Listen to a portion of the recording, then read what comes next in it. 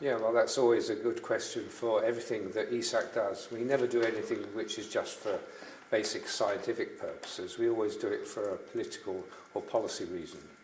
And so, in a sense, we're driven by the European policy agenda, and circular economy has become an increasingly important part of that in the last 3 or 4 years.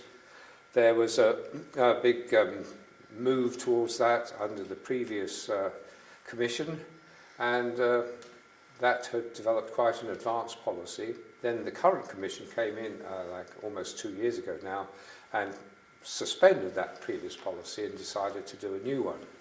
That caused quite a lot of political stir because the previous policy had been seen as quite adventurous and ambitious.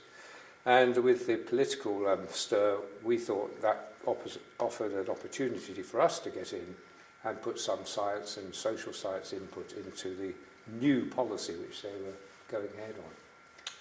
So we,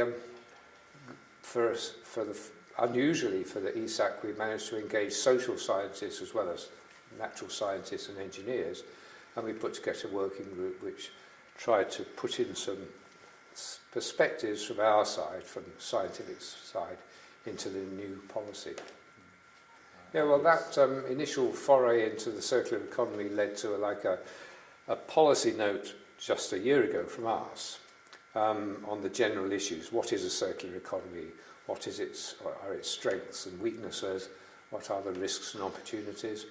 How can you make it, economically and technologically viable? Well, when we did that, we came to the conclusion that there was like the broad principle of the circular economy, but within that there were a lot of sub-issues which, if they didn't work properly, the whole thing wouldn't work.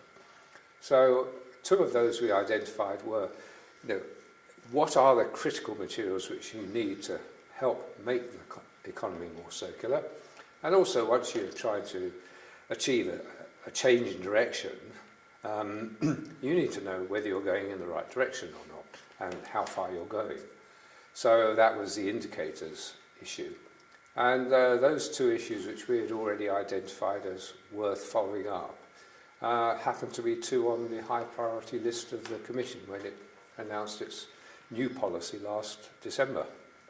So we thought, since the timing was perfect, we could continue our work and focus it on indicators and critical materials, and that timing of our report meshed very well with the Commission's timing.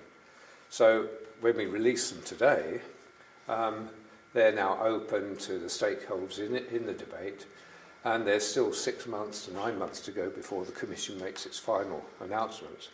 So that's the point at which other people could use our material in the way they want to influence the debate or deepen the debate, and hopefully help the Commission come to a conclusion which is more soundly based than they might have done in the absence.